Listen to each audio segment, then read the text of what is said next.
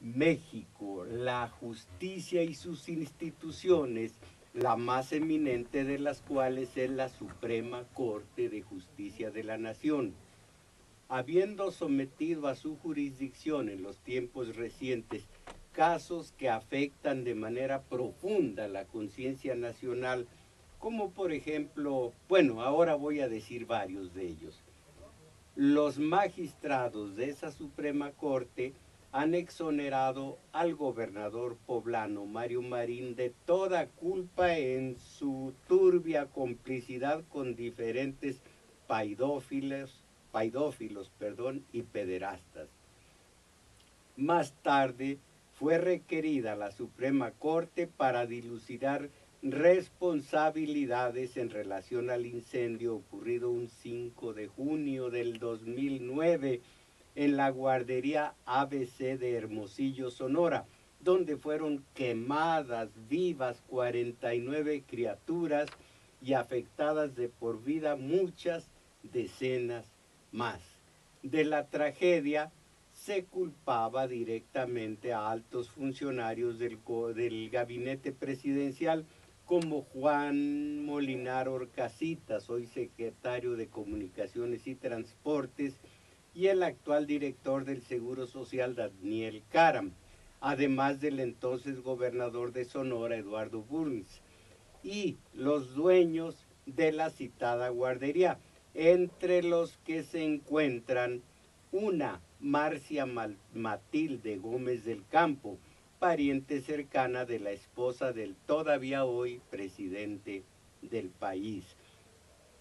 El dictamen de los magistrados de la Suprema Corte fue que los aludidos eran sí involucrados, pero no responsables, sin más. Claro, también la Suprema Corte de Justicia de la Nación falló a favor de los presos de Atenco, Ignacio del Valle y tantos más. Y de las también su fallo fue favorable a las bodas bueno, del matrimonio y adopción de niños entre parejas del mismo sexo.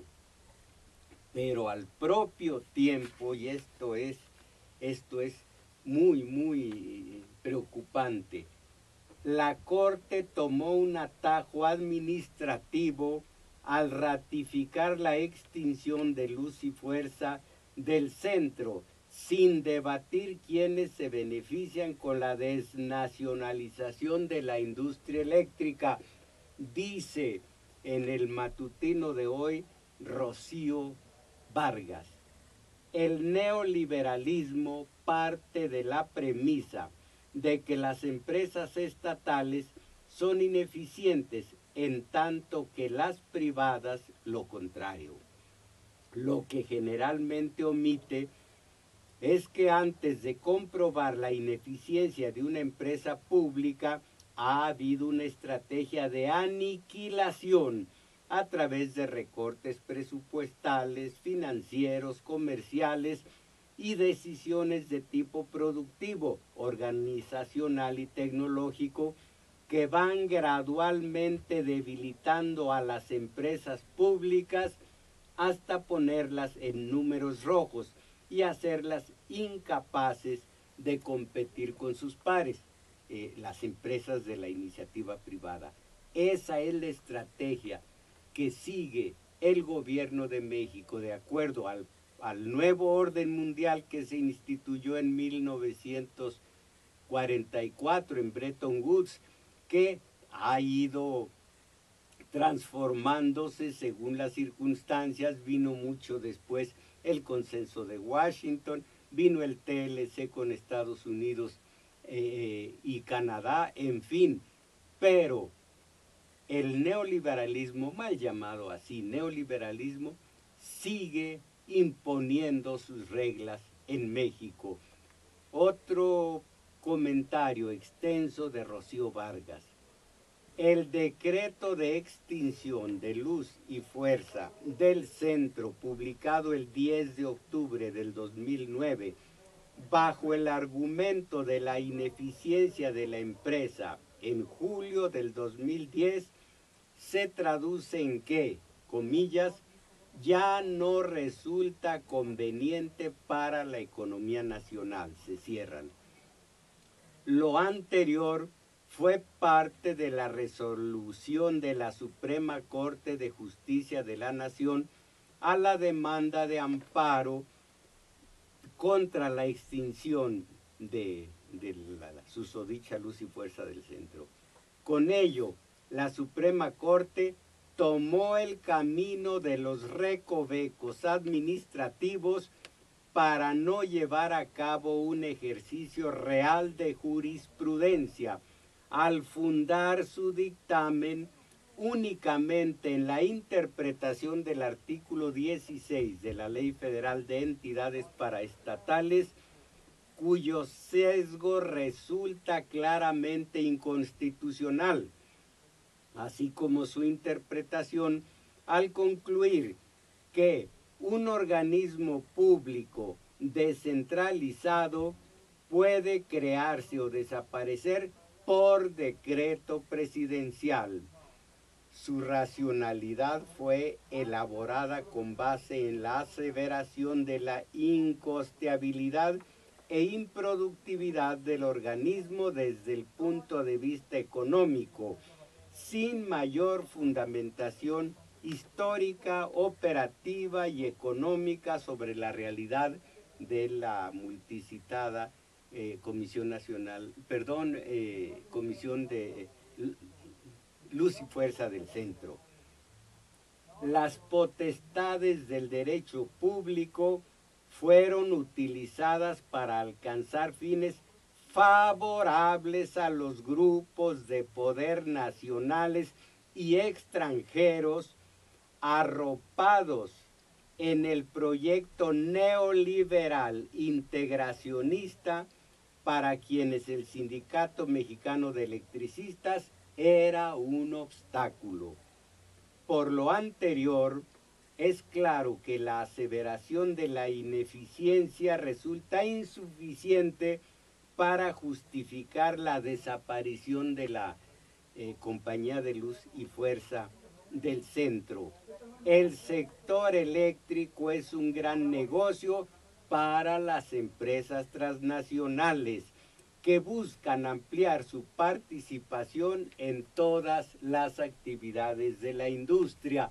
Conclusión: lejos de ideológico, el debate de la constitucionalidad o inconstitucional de las políticas y medidas que se aplican sobre la industria tiene que ver con una cuestión más sencilla: ¿quiénes se benefician con la privatización y desnacionalización de la electricidad? Así de sencillo. Y de todos los estudios que he hecho yo y cuyos resultados he dado a conocer aquí acerca del neoliberalismo, leo: hasta hoy, cuando las potencias industriales ricas abogan por una mezcla de liberalismo y protección diseñada en función de los intereses de las fuerzas nacionales dominantes, las grandes empresas transnacionales que deben regir la economía mundial, las consecuencias, aquí cojea esto, una mezcla de liberalismo y protección diseñada en función de los intereses de las fuerzas nacionales dominantes. Las grandes empresas transnacionales deben regir la economía mundial. Las consecuencias serían reducir a los gobiernos del tercer mundo a una función policial para controlar a las clases trabajadoras y a la población superflua, mientras las transnacionales obtienen libre acceso a sus recursos, monopolizan la nueva tecnología y la inversión y la producción mundiales. El resultado puede calificarse de libre comercio o de, entre comillas, democracia por razones doctrinales, pero se le ha descrito con más exactitud como un sistema de mercado corporativo. Así de fácil, pero no lo sabemos. Ahora, el dictamen de la Suprema Corte de Justicia de la Nación, ahora, otro fallo polémico que de llevarse a la ejecución, afectaría a millones de mexicanos de recursos escasos. La reducción, en algunas circunstancias, en el monto de las pensiones que recibe el trabajador. Noticias y comentarios habrán de formar el resto de la materia prima de nuestro espacio comunitario de domingo 6, correspondiente al primer día de agosto del 2010. En primer término vendrán reflexiones de tipo diverso, pero antes, mis valedores, algún comentario al respecto. 55 36 89 89.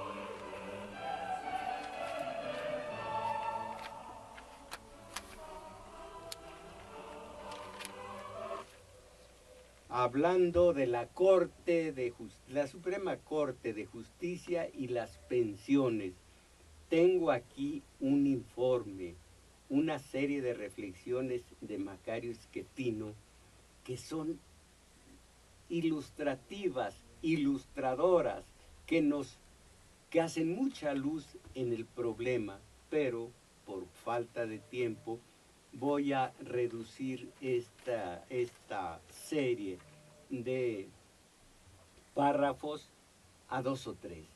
Miren, se habla de la ley del Seguro Social de 1973 y cuando se modificó en 1997. De este par de leyes viene toda la confusión que aprovecha la Suprema Corte para reducir las pensiones en determinados casos.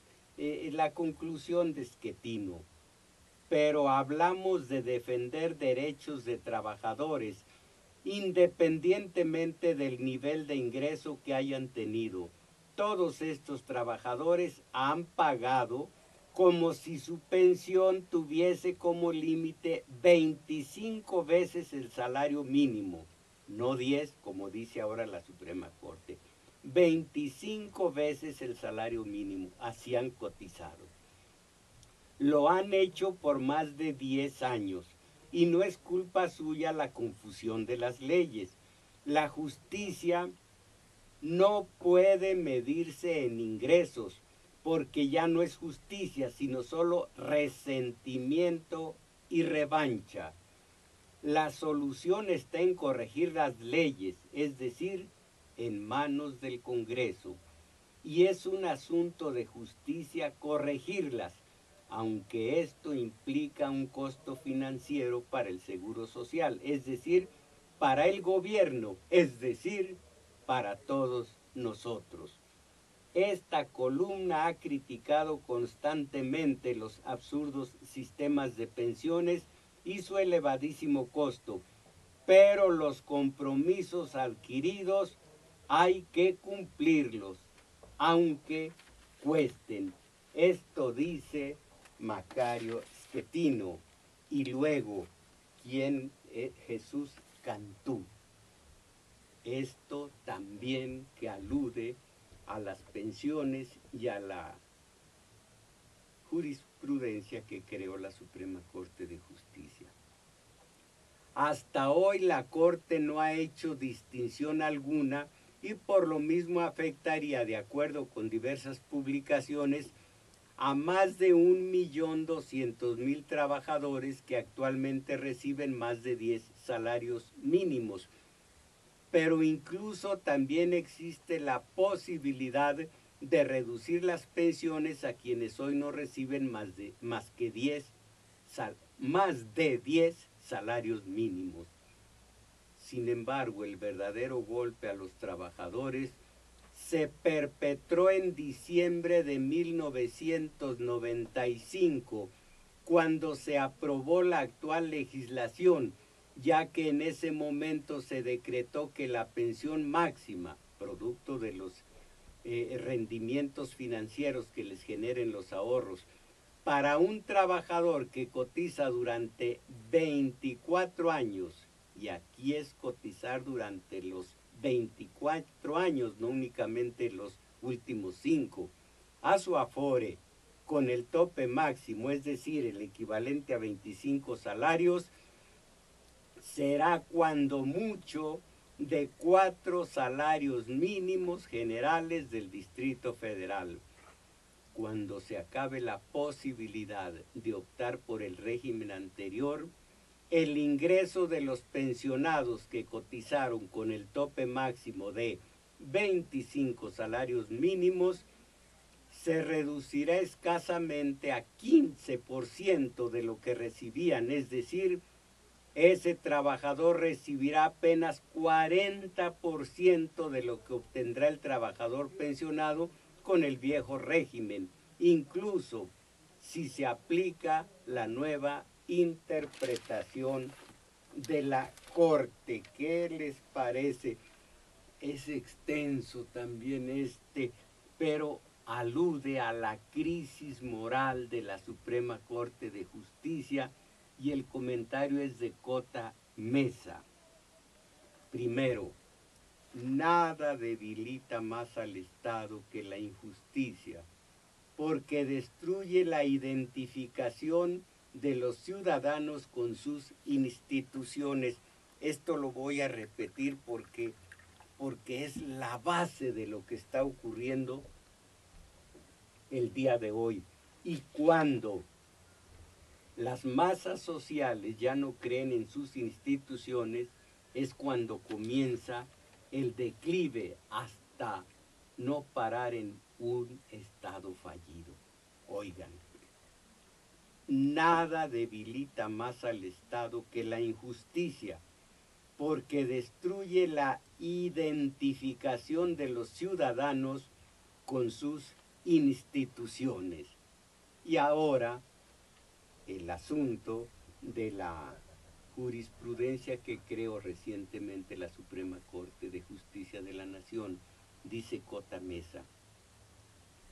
La atroz jurisprudencia sobre pensiones apenas es un episodio más de un patrón de insensibilidad y confusión. La Corte va a la deriva y en vez de generar confianza crea inequidad y aumenta la desazón social. Uno se pregunta qué es la justicia para ella, pero el concepto no figura en su vocabulario. La palabra que figura es constitucionalidad, la cual los ministros repiten hasta el hartazgo. La jurisprudencia sobre pensiones viola flagrantemente el espíritu social de la Constitución. La jurisprudencia es la capacidad de evaluar si una persona física o moral ha sido tratada como igual. Obviamente la Corte no está tratando a los pensionados del Seguro Social como iguales a los ministros mismos. Y también aquí la conclusión: las sentencias injustas disgregan la cohesión social. Compárense las pensiones de los magistrados judiciales con las de los trabajadores jubilados.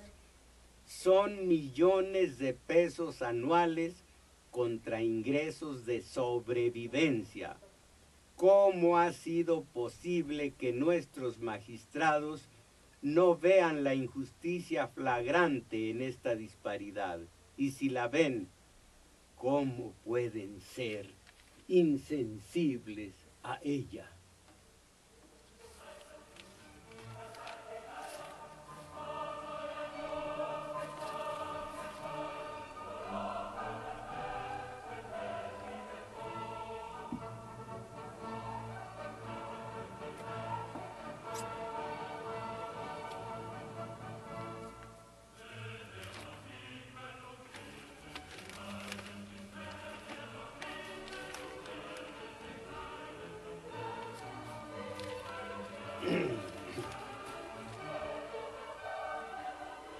Pero hablando de pensiones y hablando de afores, afore que dicen más otros, los fondos de pensiones de México podrán colocar unos 600 millones de dólares en 3 fondos de inversión privados que saldrían al mercado en las próximas semanas, mientras buscan fortalecer sus portafolios con activos de mayor rendimiento. Esto los dicen fuentes del mercado.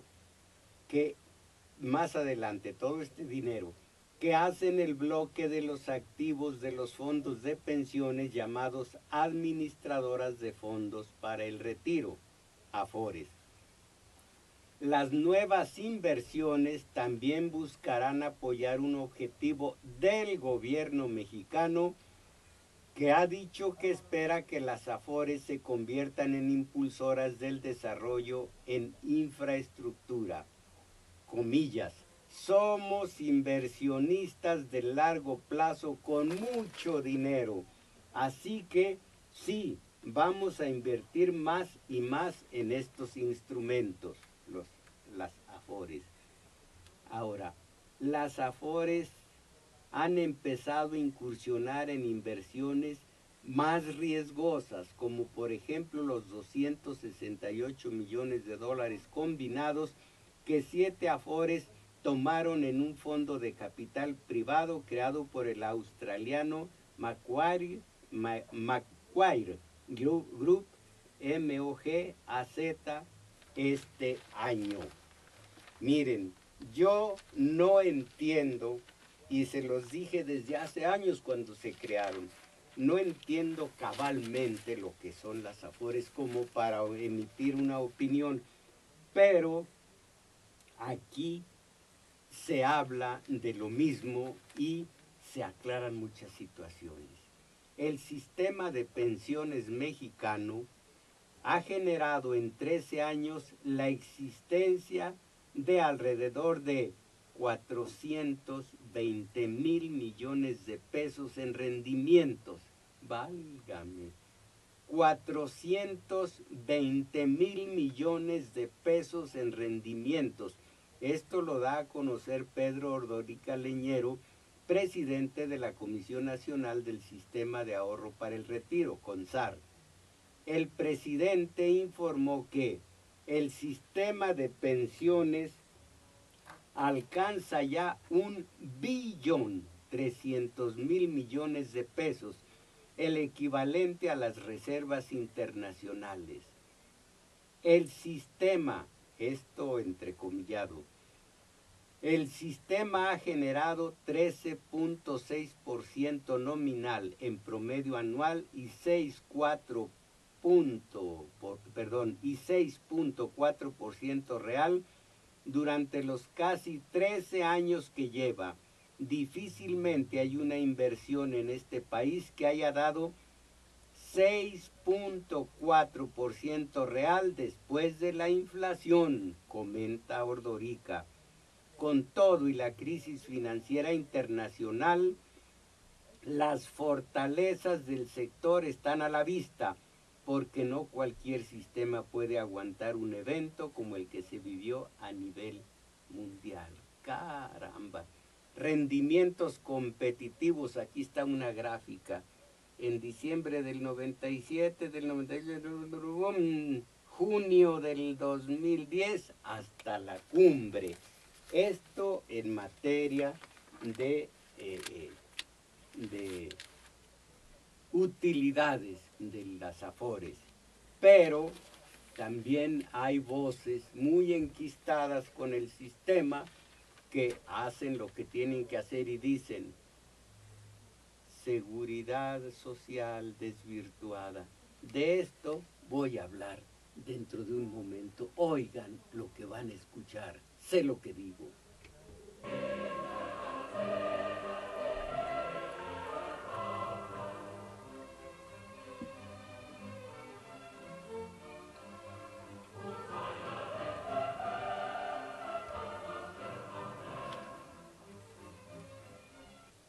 De Haydn, La creación.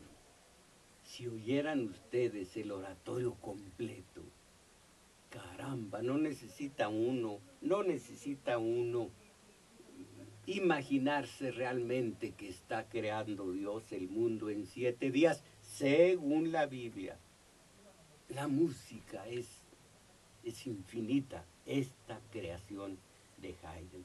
Bueno, López Dóriga Hortolaza, el seguro social, seguridad desvirtuada. Se preguntaba el día de ayer se preguntaba si el Seguro Social se atreverá a reducir las pensiones de más de 1 millón de jubilados como consecuencia de la situación financiera del instituto y una reciente resolución de la Suprema Corte de Justicia.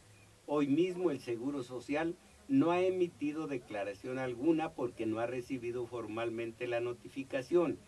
La situación del Seguro Social es precaria. Ay, pero el oneroso costo de mantener las conquistas sindicales, lo pone entre comillas, lo está orillando a dejar de invertir en clínicas y hospitales y amenaza las pensiones de sus derechohabientes. Esto es, pero tan claro en los manuales de insurgencia y de contrainsurgencia, pero es tan claro, es tan diáfano. Lástima que somos ignorantes y no captamos las trampas verbales. Ustedes dieron su dinerito durante 20 y tantos años, pero no hay dinero. Bueno, pues yo coticé, pero no hay dinero. Y no solo yo, también el gobierno y también la iniciativa privada, los patrones cotizaron, pero no hay dinero. Bueno, y en otro sentido, desde los años 40, los braceros mandaron dinero que Estados Unidos recomendó guardar al gobierno mexicano. Pues sí, pero no hay dinero. Estamos en la vil chilla. Pues que nosotros cotizamos en el Seguro Social, pero no hay dinero. Bueno, y eso, que no hay dinero, está peligrando la seguridad, la salud social, clínicas, hospitales y demás. Y esto es tan conocido, sigo leyendo. Aunque el Seguro Social cuenta con más de 18 millones de asegurados totales y más de 49 millones de derechohabientes, las pensiones de sus empleados y jubilados, así como los costos, son descaradamente asimétricas con respecto a las de sus derechohabientes. El Seguro Social gasta 45 millones de pesos al año en prestaciones económicas para sus 18 millones de asegurados totales y dedica más de 13 millones de pesos a obligaciones contractuales de sus casi 300,000 trabajadores y 150,000 pensionados. Y sigue diciendo todos los costos del Seguro Social. El jubilado cotizó durante los años que marca la ley. ¿Cotizó o no cotizó? ¿Entregó o no entregó sus cuotas? Bueno, la solución más justa, dice el articulista, y que implica un mayor bienestar para la mayoría, es decir los derechohabientes, la solución más justa y que implica un mayor bienestar para la mayoría, es decir, los derechohabientes del Seguro Social, es la de acompañar cualquier aumento a las cuotas o incremento del subsidio del gobierno federal con una reducción tangible a los privilegios del sindicato. El neoliberalismo es diáfano. Repito, si tuviéramos cultura política, conociéramos la teoría política. En este caso, miren, traigo en mi mochila, pero no es posible leerles todo el material que he acopiado acerca del neoliberalismo. Este es el neoliberalismo del cual voy a hablar muy poco porque tengo tiempo limitado. El final. También deberán exigir a los líderes sindicales una mayor transparencia y rendición de cuentas para conocer en qué se han gastado los millonarios recursos que se transfieren al sindicato para financiar sus actividades.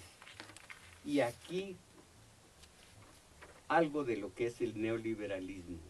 Las consecuencias de este neoliberalismo son reducir a los gobiernos del tercer mundo. Esto creo que ya lo leí. Bueno, esto otro. El neoliberalismo es una ofensiva contra todas las conquistas que aún dentro del capitalismo habían logrado las masas, la clase obrera, los trabajadores y sobre todo después de la Segunda Guerra Mundial. Han acabado hasta con los sindicatos.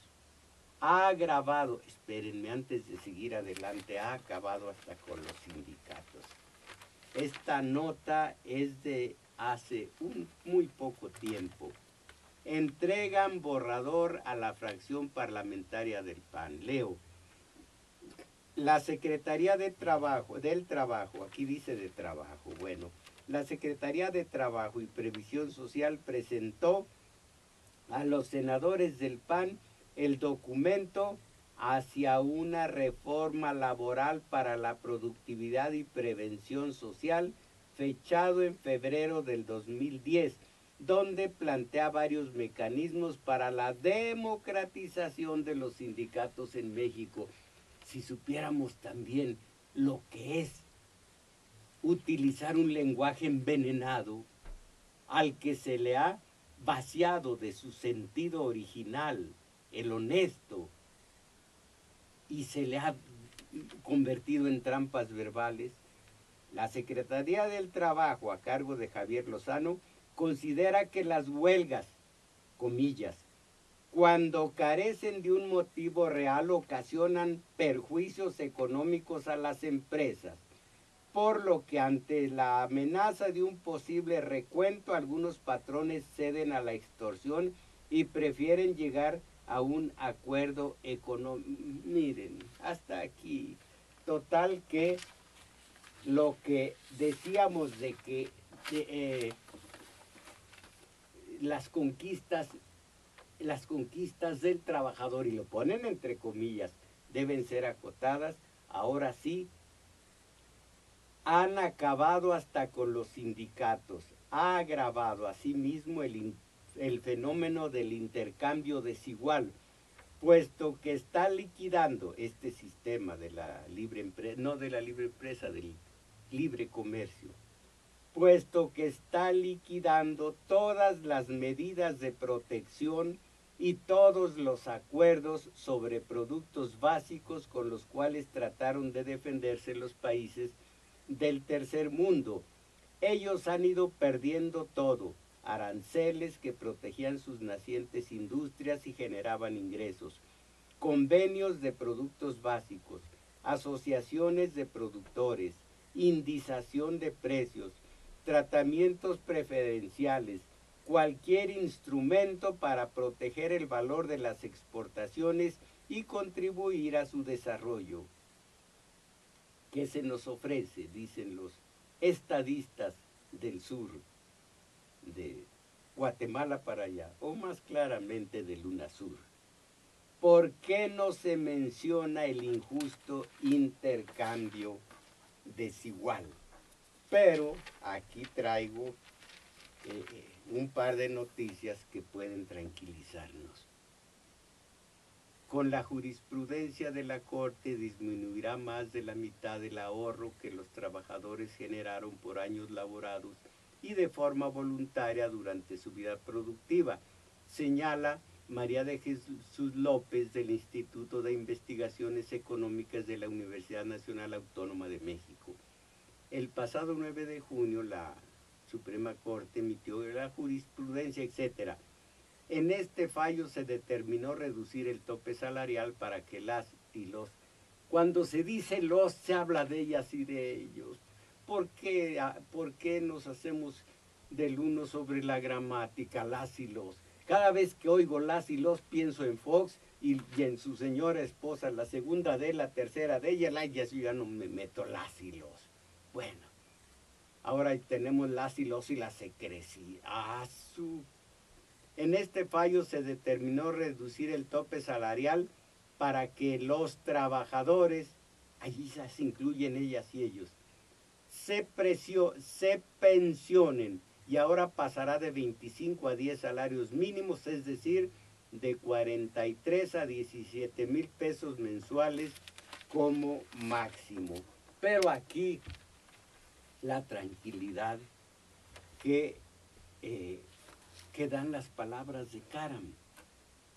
El titular del Seguro Social, el susodicho, indicó, no indicó, expresó, se indica con el dedo así, o con una flechita para dónde está el baño, el excusado. Así se indica, pero cuando alguien habla no indica, expresa. Daniel Caram expresó que los 2.500.000 jubilados del organismo seguirán cobrando en tiempo y forma sin modificación alguna en el monto de sus pensiones. Bueno, todo lo demás es historia. Esto es lo que importa. Expresó, los 2.500.000 jubilados del organismo seguirán cobrando en tiempo y forma sin modificación alguna el monto de sus pensiones. Así sea. Amén, se debe decir, no amén, pero todos decimos amén.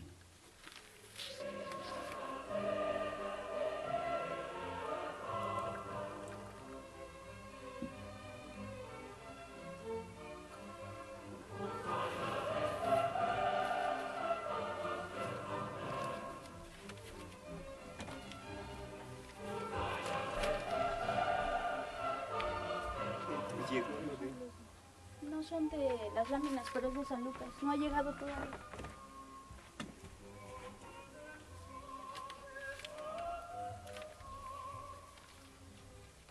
Conquistas obreras que el editorialista entrecomilla para poner en entredicho, para cuestionar las tales conquistas. Cuestionar, poner en entredicho. Cuestionar no es interrogar. Y si se dice interrogar, si se dice cuestionar por interrogar, se está haciendo cretino. Ojalá que no se haya oído. Bueno, el reto se llama empleo. No nos engañemos, dice Horacio Urbano, no nos engañemos. La nueva cara del reto habitacional es la de la pobreza que se ha pretendido esconder detrás de programas asistenciales y paternalistas, que a través de subsidios, regularización de lo ilegal o programas dirigidos a perpetuarla, como en el caso del tristemente célebre producción social. Miren, vamos directamente a los empleos. ¿Cuál es la situación? Ciertamente no lo es pretender forzar el acceso de los segmentos menos favorecidos al crédito y la vivienda, sino desafortunadamente estamos hablando de un tema de gran fondo: alinear los objetivos de modo que el desarrollo económico y consecuentemente el empleo se conviertan en el verdadero motor de ese sector. Vivienda, que no se puede tener acceso a la vivienda mientras no haya empleo, y mientras no haya empleo no se puede, bueno, y mientras, no, ya lo hice mal, mientras no haya empleo, no hay vivienda. ¿Es real el 500,000 de nuevos empleos?, dice Samuel García. y con unos signos de interrogación así de grandotes dice, ¿realmente se crearon más de 500,000 de nuevos empleos formales en el primer semestre del año, tal y como lo anunció el presidente? Ya ustedes conocen su nombre. El pasado 1 de julio, un amplio reporte del semanario publica hoy sobre esta cifra y desgrana los argumentos analíticos de por qué la cifra de creación de empleos basada en la estadística del Seguro Social es inverosímil. Dicen algunos párrafos centrales del texto del semanario. Si el empleo va tan bien, ¿por qué los componentes de la demanda agregada de la economía siguen tan débiles? ¿Por qué el supuesto incremento en la masa salarial no se ve reflejado en un crecimiento vigoroso del consumo? ¿Por qué el ahorro financiero no da muestras de recuperación sostenida? ¿O por qué la inversión en la economía sigue cayendo? Y aquí está la solución del enigma y la respuesta a tantas interrogantes. La tarea del sistema de administración tributaria, SAT, y del Seguro Social para formalizar a las empresas y a sus empleados ha dado resultado. La labor de fiscalización implicaría que se hayan sumado a la formalidad más empleos, pero no es que estos sean empleos nuevos de reciente creación. Simplemente los empleos que no se habían regularizado se regularizan y entonces se dice 500,000 nuevos empleos. Banxico advierte que sigue latente el riesgo de recesión. ¿Cómo ven? Y saben que recesión para nosotros significa menos productos en la canasta básica, más caros los que se adquieren en la canasta básica. Bueno, en el aire está si es una desaceleración o una recesión, dice Agustín Carstens, el que dijo que antes era un catarrito nada más. En el aire está si será una desaceleración o una recesión. En lo personal creo que será una desaceleración. Y dice que seguimos pendientes de la recuperación en Estados Unidos. Pero repito, a sus buenas mercedes, el corsé es este sistema neoliberal, sistema político, económico, financiero, social, cultural. Abarca todos los campos. Toda la demagogia que se podía importar y reciclar en materia de globalización y apertura comercial se han hecho consumir a México.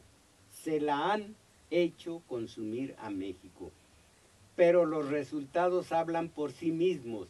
El neoliberalismo globalizador ha empobrecido a los mexicanos y los indicadores económicos en materia de empleo, salud, vivienda y educación así lo demuestran. Es necesario hacer una autorrevisión seria y profunda sobre las causas de propagación y aumento de la pobreza que hoy agobian a México a pesar del esfuerzo de abrirse al mundo sin que se vean los resultados en el bienestar social. Sí tengo tiempo de decir el resto. Hacia ese debate nacional avanzamos, no se trata de un debate nacional. Hacia allá avanzamos ineludiblemente y cuando se auditen las decisiones tomadas, allí aparecerán grandes sorpresas sobre los verdaderos intereses privados que manipularon en su favor el proyecto neoliberal y globero que le impusieron a nuestro país. ¡Ah, qué bueno! En cuanto se descubran Cuando se auditen las decisiones tomadas, aparecerán grandes sorpresas sobre los verdaderos intereses privados que manipularon en su favor el proyecto neoliberal y globero que le impusieron a nuestro país. ¿Cuándo será eso? Porque la nota de Hernández Haddad es de hace 9 años. ¿Cómo ven? No, si ya va a aparecer el peine. Aumentó en 6 millones el número de pobres. Es la nota de hace 9 años. No, ¿cuál 9 años? Es de este año. Le vale 10 pesos. No se dice le vale, se dice vale o le cuesta. Bueno, es de este año. Entre el 2006 y 2008, previo a la crisis económica, el número de pobres en México aumentó en 6 millones de personas. La situación más difícil se presenta en el campo, donde casi 3 millones de mexicanos no tienen, ahorita les voy a decir que no tienen, permítanme un traguito, ayer, y luego les cuento. Donde casi 3 millones no tienen forma de cubrir sus mínimos requerimientos alimenticios. Es urgente que se reactive la dicotomía, además de que se realicen reformas y se plantee un cambio en el modelo económico. Es fácil. Estos son Dolores Acosta, este es el catálogo de buenas intenciones. Hay que hacer esto, hay que hacer esto otro. ¿Y quién los escucha o quién nos escucha? Ya que con el actual modelo económico no se aprovecha el potencial que tiene el país, porque aunque es una nación que genera riqueza, 44% de su población se encuentra en condiciones de pobreza. Ven ustedes cómo al catálogo de agravios, entre el 2006 y el 2008 aumentó 6 millones la cantidad de pobres. Y ahora acaba de decir el todavía hoy presidente del país que otros 6 millones entran a la pobreza. Bueno, pero entonces es el catálogo de agravios. El de buenas intenciones es necesario, está como la anterior nota de Hernández Haddad. Ahora que sepamos el resultado de cuando se auditen las decisiones que hemos tomado, ya se verá. Hace 9 años. Bueno, el especialista José Luis de la Cruz, del Tecnológico de Monterrey, puntualizó que es lamentable que se minimice el efecto de la pobreza en México, porque actualmente el panorama se complica ya que se añaden nuevos elementos como la falta de empleo y el aumento de la inflación. Esta última afectará la situación alimentaria, por lo que, comillas, la gente enfrentará con menores ingresos, mayores dificultades para solventar sus necesidades. Dice el especialista, puntualizó que es lamentable que se minimice, etcétera, porque actualmente el panorama se complica. Vamos a ver si de veras se complica. América Latina hervirá de desasosiego y estará lista para todo, llevados por un desaliento definitivo, por un odio encendido. Estos países, al parecer sumisos hasta la abyección, serán capaces de cualquier cosa, de albergar y alentar a los adversarios de Estados Unidos, de convertirse ellos mismos en el más enconado de todos los enemigos posibles. Y entonces no habrá manera de someterlos, ni siquiera de amedrentarlos. ¿Se acuerdan ustedes de la caricatura? Así que tienes miedo de que la crisis se dispare, le dice, bueno, tiene usted miedo, le dice el presidente del país a Carstens. ¿Tiene miedo que la crisis se dispare? No, que sean esos que están afuera pidiendo pan y no les dan, esos los que comiencen a disparar. Claro que sí les damos pan, pues sí, pan Acción Nacional, pero ellos quieren pan de veras, no esas tarugas. Bueno, la Suprema Corte, voy a terminar con eso. Miren lo significativo que representa para nosotros la noticia del día de hoy. Legisladores federales y locales del PAN en el Estado de México advirtieron que de aprobarse la propuesta de reforma del gobernador Enrique Peña Nieto, que busca revivir la cláusula de gobernabilidad para garantizar a un partido el control del Congreso estatal, valorarán presentar un recurso ante la Suprema Corte de Justicia de la Nación. ¿Quién se muere? La justicia, la Corte Suprema da para todo. ¿Qué más quieres? ¿Quieres más? Ah, si supiéramos. Dijo Goethe, ya para morir, ahora voy a saber. Nosotros estamos vivos, ¿por qué carambas no intentar pensar y saber? Ahí va la frase de siempre. Ya nos tomaron la medida, que nos ponen conquistas laborales entre comillas y nos vencen por nuestra pura ignorancia, y por ignorancia nos hacen colaboracionistas de la superestructura que nos tiene como nos tiene hasta ahora. A pensar, esto es México.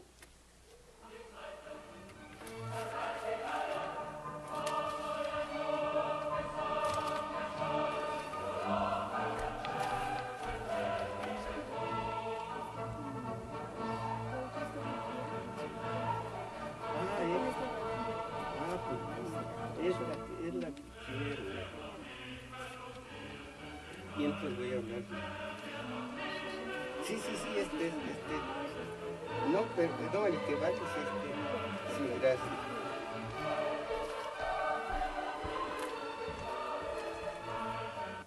Centro de acopio del Valedor. Primero, taller de lectura. Hoy, como cada domingo, de 1 a 2 de la tarde, en el Centro Cultural El Juglar, situado en Manuel M. Ponce, 233, en la colonia.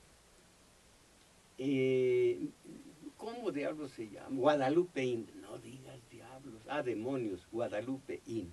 Pero lo importante es esto. Digo, el centro de acopio. Raúl Santiago Vázquez, de Sierra Norte, Puebla. A nombre de mis compañeros y algunos municipios, nos están refiriendo al centro, ¿qué dice? Del acopio, al centro de acopio, nos están refiriendo al centro de acopio para agradecer el apoyo recibido especialmente en Xochitlán de Vicente Suárez, donde se va a instalar una biblioteca para los estudiantes indígenas y realizar sus estudios. Bueno, voy a decirles algo al respecto. Todo lo que había en el centro de acopio del Valedor se lo llevaron en 2 viajes en sendos camiones de mudanzas. Ya no queda nada y anuncia sus buenas mercedes. Ya no voy a aceptar en el centro de acopio donaciones voluntarias de víveres, silla de ruedas, ropa, ropa, me da en la cara ropa para vaciar sus armarios. No, únicamente efectivo, porque lo que quieren, lo que necesitan es efectivo, tanto en el Cerezo de Puebla como el de Oaxaca, como tantas otras comunidades, las compañeras mazahuas, indígenas mazahuas, que tienen de interlocutor a un profesor cuyo nombre en este momento no recuerdo, necesitan efectivo, ellos compran sus cosas, solo efectivo voy de aquí en adelante a aceptar, y excepto que si alguien necesita una silla de ruedas y la pide aquí y viene la silla de ruedas, entonces le entregamos al solicitante. Pero allá en Xochitlán de Vicente Suárez y en otros poblados están sus viviendas no con goteras, sus goteras tienen una que otra vivienda, necesitan techos aunque sean de cartón. Y yo me comprometo con ellos. Si ustedes aportan la mitad, yo aporto la otra mitad. Son 18,000.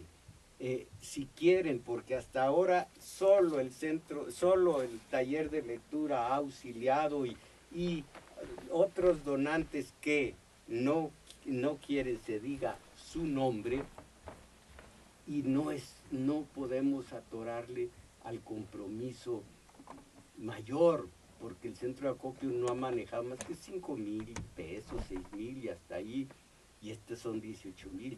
Ellos ya consiguieron parte. Dicen que el presidente municipal ayuda, pero solo a los priistas. Bueno, les voy a decir la cuenta a nombre de Tomás Mojarro Medina. Cosa tan rara decir mi nombre que no lo he dicho hace 50 años.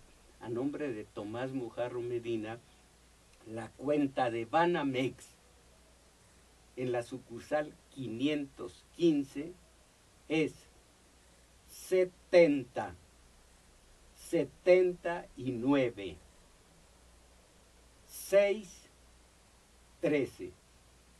Más informes, si no tomaron bien, si no alcanzaron a apuntar esto, más informes en el centro de acopio 56 52 00 26. Por hoy no tenemos ya más que un poco de efectivo. El alma del centro de acopio son ustedes con su efectivo. Nada de que ahí les voy unos zapatitos viejos, se acabó. Javier Bautista Mejía, ¿cuál es la definición de pobreza según yo? Luego hablamos ya. José Luis Flores, Tlayacapan, Morelos. Un saludo al maestro. Siempre ha dicho que no está de acuerdo con la violencia, pero la lucha que ha liberado el pueblo de México ha sido por dos factores: el reparto equitativo de la riqueza y por la justicia social, y el gobierno está orillando al pueblo a un nuevo levantamiento. No me diga, pero sí, válgame, pues terminamos antes, perdón. Pero lo sustancial es eso del centro de acopio que les acabo de decir y que los espero en el taller de lectura, y que agradezco a Crescencio Suárez, como siempre, su valimiento en el control técnico, y a Juan Carlos Osornio en la continuidad. No importa que traiga el machete desenfundado contra el tiempo, por supuesto. Y aquí en la filmación, Daniel Cruz, que también ayudó en los teléfonos junto con, imagínense, Israel León y Jenny Holguín, la de siempre, mis valedores. A pensar, a salir de la mediocridad, ánimo.